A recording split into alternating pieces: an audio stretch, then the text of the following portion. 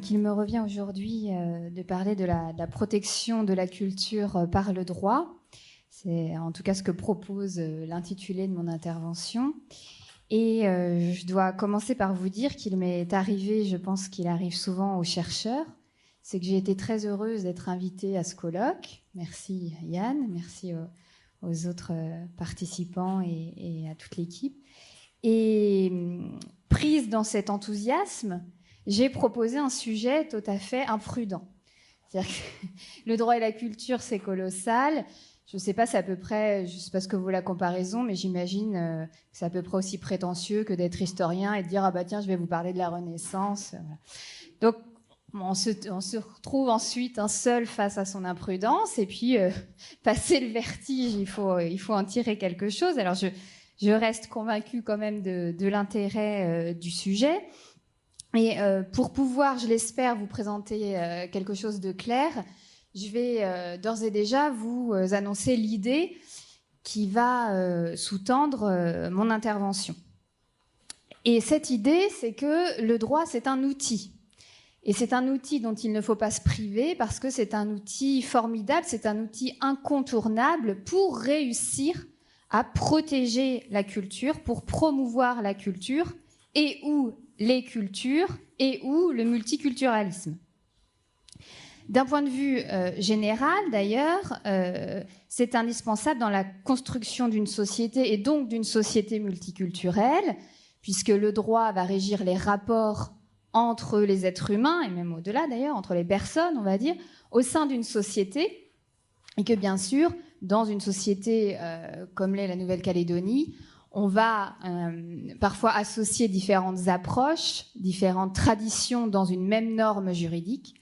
On va aussi laisser une place au pluralisme juridique, au droit coutumier, etc. Donc ça, c'est un sujet à part entière qui ne fait pas l'objet de cette intervention aujourd'hui, et peut-être heureusement, parce que là, pour le coup, on y serait probablement jusqu'à ce soir, voire demain. Alors, dans un champ plus précis, qui est celui donc de la protection de la culture, des cultures, du multiculturalisme, pourquoi le droit est un outil indispensable? Parce que certes, il faut une volonté politique au départ, mais le droit va offrir un cadre qui va permettre de mettre en place des actions et donc de trouver un support à ces actions, de sanctionner la violation, par exemple la dégradation de cette culture ou encore l'entrave à ces expressions.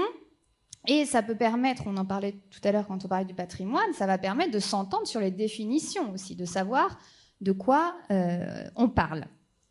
Alors, pardon pour la trivialité de la formule, mais si un certain nombre de choses ont été faites en Nouvelle-Calédonie, il reste beaucoup à faire. Et l'idée de mon intervention, c'est également de rappeler que pour combler ces très importantes lacunes juridiques qui existent à l'heure actuelle en Nouvelle-Calédonie, les efforts menés doivent être menés dans le cadre du droit international. Il faut ancrer cette action dans l'ordre juridique international.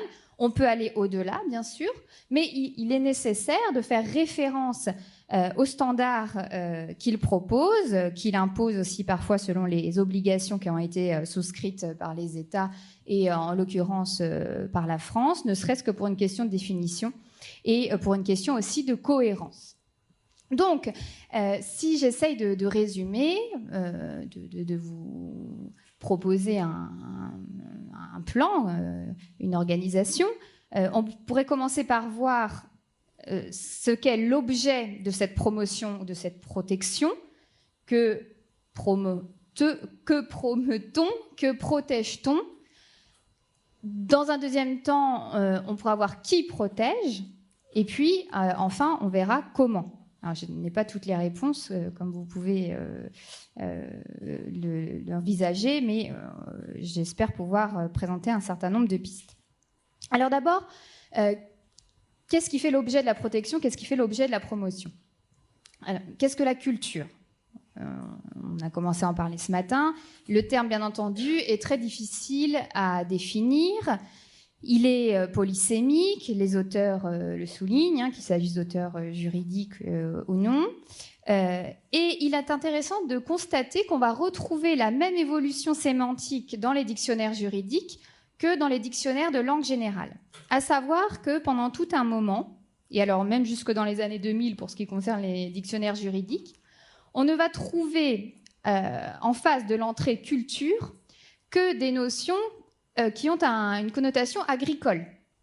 Alors dans le cornu de 2000, par exemple, le dictionnaire juridique, on trouve cultural, hein, donc la façon dont on va organiser un certain nombre de terres, etc. Donc ça va avoir une connotation purement agricole, qui va évoluer vers une connotation artistique, puis vers un renvoi à une accumulation de connaissances. Il va falloir faire dans les instruments juridiques avec la polysémie du mot. Ensuite, quand on va parler de la culture, des droits culturels, on va parler à la fois en réalité du droit de la culture et du droit à la culture. Ce droit à la culture qui renvoie à un droit créance, presque impossible d'ailleurs à faire valoir effectivement, sauf à ce que ce droit ait été repris dans un texte législatif. Et ces droits culturels vont être consacrés à partir de la seconde moitié du XXe siècle dans des instruments juridiques internationaux, dans l'article 27 de la Déclaration universelle des droits de l'homme, puis notamment dans l'article 15 du pacte de 1966 sur les droits économiques, sociaux et culturels, dont le texte reste assez laconique néanmoins, mais dans cet article 15, on va quand même renvoyer aux obligations des États parties au pacte à organiser la participation à la vie culturelle, organiser le bénéfice aussi des intérêts qui découlent de la production artistique, et encore à assurer le maintien et le développement de la diffusion de la science et de la culture.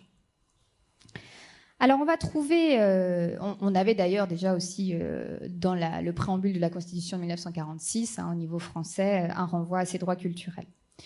Donc on va trouver ces deux versants, accès à la culture, droit d'avoir accès, droit d'expression de la culture, donc garantie de la liberté d'expression, encouragement à la production, etc., et protection de la culture. Si on parle protection de la culture, on va parler là plus précisément du patrimoine, avec là aussi un sens et des connotations qui vont très largement évoluer. On va distinguer, c'est la distinction principale, entre le patrimoine culturel matériel et le patrimoine culturel immatériel. On va parler du patrimoine culturel matériel quand on va parler par exemple du patrimoine culturel immobilier. On peut protéger des monuments historiques, on peut protéger des biens archéologiques, et du patrimoine aussi culturel matériel quand on va parler des collections des musées, des archives. Si on se réfère au patrimoine culturel matériel, le texte de référence, c'est la fameuse convention UNESCO de 1972, qui a cette grande particularité de réunir dans un même document les notions de protection de la nature et de la culture, puisque son intitulé exact, c'est la Convention concernant la protection du patrimoine mondial, culturel et naturel. Et c'est la fameuse liste du patrimoine commun, avec des définitions qui peuvent être utiles, c'est ce que je disais, où on va, je ne vais pas tout vous citer, mais on va inclure les monuments, des ensembles tels que des groupes de construction, des sites qui peuvent être œuvres de l'homme ou œuvres conjuguées de l'homme et de la nature, des monuments naturels, des formations géologiques et physiographiques, des sites naturels ou des zones naturelles, etc. C'est sur cette liste que sont inscrits les lagons de la Nouvelle-Calédonie, avec un impact intéressant, puisqu'il va y avoir déjà, ça va permettre une certaine prise de conscience, ça va permettre de rendre compte, puisqu'il y a des rapports périodiques qui doivent être rendus. Et puis, le comité concerné peut faire un certain nombre d'observations. Et dans sa décision de 2011, d'ailleurs, ce comité qui va suivre l'application de cette convention, avait fait état de sa vive préoccupation, je cite, c'est une décision de 2011, concernant les permis délivrés par la société minière Géovic pour la prospection de cobalt, etc. Et donc des impacts que cela pouvait avoir sur le bien considéré, à savoir les lagons. Alors, notons que la notion de patrimoine matériel peut aussi concerner la fameuse restitution des biens culturels, concept qui apparaît dans des textes différents. Je ne vais pas trop entrer dans les détails. Convention de 54, d'abord pour la protection du patrimoine culturel en cas de conflit armé. Et puis 2 conventions, 1970 et 1995. Alors la France n'a pas ratifié la deuxième, elle a mis 27 ans à ratifier la première, donc il faut lui laisser un petit peu de temps, ça reviendra peut-être. Et puis en plus, ce sont des conventions qui ont été signées par très peu d'États occidentaux. Donc c'est pour ça qu'aujourd'hui, on a surtout des restitutions qui se font par convention bilatérale. Je ne vais pas revenir sur ça, on en entend parler dans l'actualité en ce moment. Et puis, comme vous le savez, il peut y avoir des formes de restitution. On est bien placé en Nouvelle-Calédonie pour le savoir, au sein d'un même État. Alors, si on passe maintenant au patrimoine culturel immatériel, donc autre objet de protection, là, il faut faire attention puisqu'on est dans on va pouvoir se référer à une convention qui est différente. C'est une autre convention UNESCO, c'est la convention 2003 qui a été adoptée donc pour la sauvegarde du patrimoine immatériel, qui est le reflet justement de l'évolution très forte de la notion de patrimoine, et qui va, là aussi, offrir un certain nombre de définitions très intéressantes. Déjà, dans son préambule, cette convention, elle reconnaît que les processus de mondialisation et de transformation sociale, à côté des conditions qu'il crée pour un dialogue renouvelé entre les communautés, je cite, font, tout comme les phénomènes d'intolérance, également peser de graves menaces de dégradation, de disparition et de destruction sur le patrimoine culturel immatériel.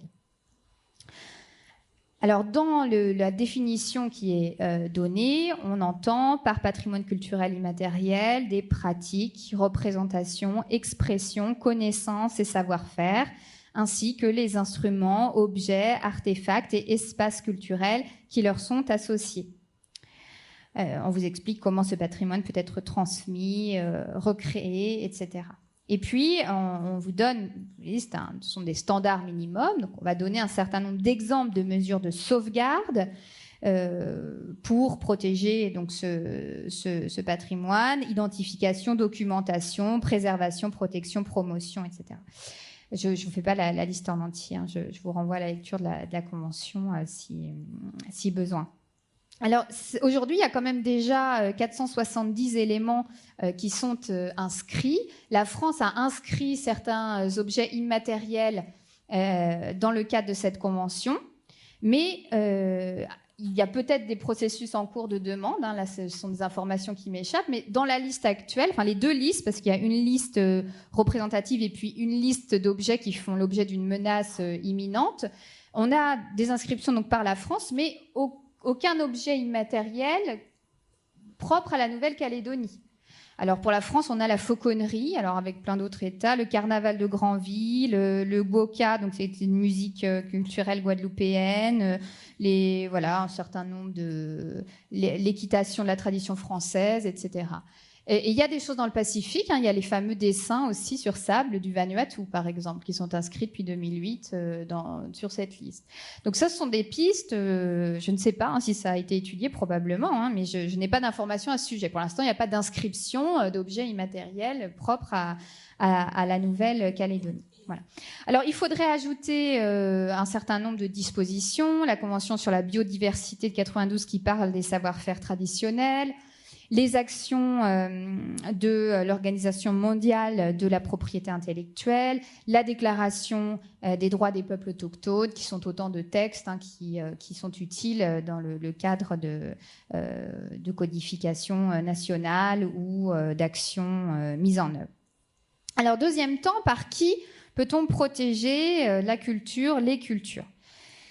Pour être mis en œuvre, bien sûr, ces droits culturels nécessitent des politiques publiques de la culture. Si on fait un peu d'histoire au niveau de la France, la première vraie manifestation, c'est l'administration des beaux-arts. l'administration des beaux-arts, qui va faire qu'on va commencer à parler du service public de la culture. Et puis les administrations publiques ont dû s'adapter, ont dû adapter leur activité à l'accès aux biens culturels, et on a ajouté de nouvelles administrations, la sous-direction des musées, la sous-direction des monuments historiques, la direction des musées de France, etc. L'État devient alors, dans sa mission de service public, ce qu'on va appeler l'État culturel. Et puis, avec la Ve République, il y avait eu des prémices avant, on va créer le ministère de la Culture. Donc c'est, pour la petite anecdote, c'est le général de Gaulle qui va confier son idée à Michel Debré et lui proposer André Malraux pour ce ministère. Et André Malraux va donc être le premier ministre aux Affaires culturelles. En parallèle, l'administration culturelle va créer des établissements publics, des institutions. Les compétences vont être transférées petit à petit aux collectivités. On va appeler ça la décentralisation culturelle. Et puis on va reconnaître aussi un certain nombre d'initiatives privées au travers du rôle des associations culturelles, par exemple. Alors dire qui protège en Nouvelle-Calédonie, comme vous pouvez l'imaginer, n'est pas chose aisée, parce qu'il va falloir prendre en compte la répartition des compétences État Nouvelle-Calédonie. Il va falloir prendre en compte la répartition des compétences à l'intérieur de la Nouvelle-Calédonie, province, commune, etc. Certes, on a bien une direction, alors d'ailleurs qui a à la fois direction de la culture, de la condition féminine et de la citoyenneté au gouvernement. Certes, la loi organique de 99 renvoie à un certain nombre de notions, va renvoyer dans les compétences à un certain nombre d'affaires culturelles, mais finalement ce droit, il va toucher l'archéologie, les multimédias, les musées, les arts plastiques, le cinéma, l'audiovisuel, le droit civil, le patrimoine, la propriété intellectuelle, l'enseignement artistique, les langues, etc. Donc évidemment, une multitude d'acteurs, et s'il y a une multitude d'acteurs, il faut de la coordination. Et là encore, ce cadre juridique international peut être utile à cela. Alors enfin, dernier temps de mon intervention, comment protège-t-on ? Vaste question là aussi. Il y a quelques années, un très beau colloque avait été organisé ici. Je n'étais pas encore ici, donc je n'ai pas pu y assister, mais sur le patrimoine naturel et culturel de la Nouvelle-Calédonie, sous la direction de Céline Castet-Renard et de Guylaine Nicolas. On trouve les actes de ce colloque à la bibliothèque. Et finalement, tous les auteurs, chacun avec leurs propres expressions, font état de l'immense écho que prend ici le patrimoine en Nouvelle-Calédonie. Il s'agit bien sûr d'un patrimoine exceptionnel, de patrimoine au pluriel exceptionnel, dont la préservation est au cœur de ce projet multiculturel. Et ce sont également des questions très actuelles. Je ne sais pas si vous avez suivi un petit peu la communication qui a été faite par les représentants de la tribu Tiga sur l'appropriation non consentie qui a été découverte il y a peu de temps, qui a été faite par Moby dans un de ses morceaux, qui reprend des chants traditionnels. Donc on s'est aperçu de ça très tard. Et alors c'est le morceau My Witness, et ça pose la question, voilà, de finalement comment protéger ce savoir, quels recours peuvent exister. Alors pour cela, il faut de la coordination. Alors c'est facile de dire il faut, mais si on doit donner des pistes, il faut sûrement penser à plus de coordination. Il faut de la normativité, c'est le rôle du droit. Donc il faut se saisir des instruments existants, mais de toute évidence, il est nécessaire d'en créer. Il y a notamment un projet de loi, justement, si on parle là de l'affaire de Moby et de Tiga, un projet de loi sur la protection du patrimoine immatériel, qui, à ma connaissance, donc est en cours d'élaboration, en tout cas, n'a toujours pas été voté depuis 2012. Alors au départ, il y avait un problème de compétences, parce que toutes les compétences n'avaient pas été transmises. Donc dans un avis, le Conseil d'État on avait déduit qu'il n'y avait pas encore compétence, mais désormais on sait que cette compétence existe. J'ai pas eu accès au contenu, mais par rapport aux commentaires que j'ai trouvés de ce projet, il semble qu'il est très intéressant, notamment à ce qu'il propose de mettre en place un fichier justement des savoirs immatériels. Et reste à savoir quand est-ce qu'il sera effectivement voté. Il apparaît aussi nécessaire pour que le fait de recourir au droit soit un réflexe dans les politiques mises en œuvre, qu'il faut transmettre aussi, il faut enseigner. Donc là, on a ajouté récemment un module de droit de la culture dans le master de droit. Voilà, j'espère que ça pourra être utile. Et puis enfin, on le constate aujourd'hui, il faut bien sûr travailler ensemble au-delà de nos frontières disciplinaires. Et donc, je salue d'autant plus l'initiative de cette manifestation, de cette belle manifestation d'aujourd'hui et demain. Je vous remercie.